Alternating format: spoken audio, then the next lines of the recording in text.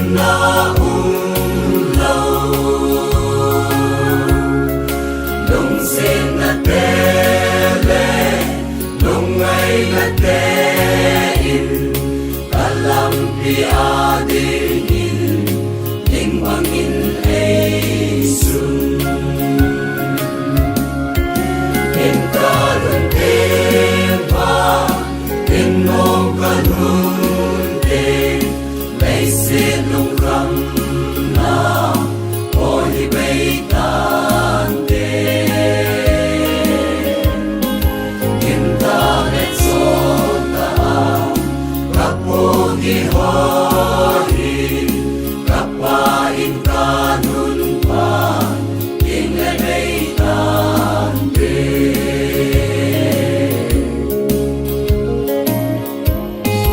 may sirahin antam nay lovin kolal ta in lay say a lang song lay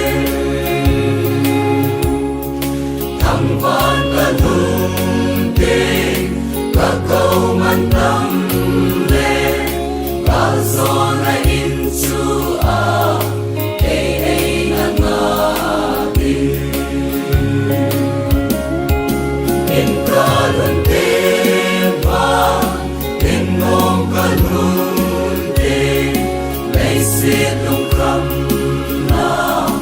o hibay tante in taket sota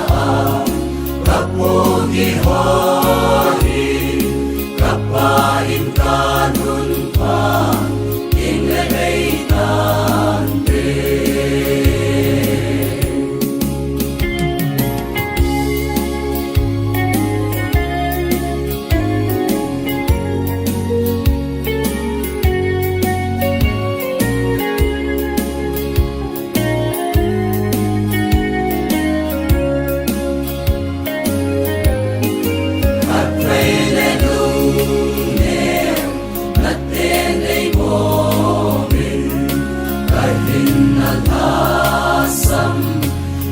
amoy sa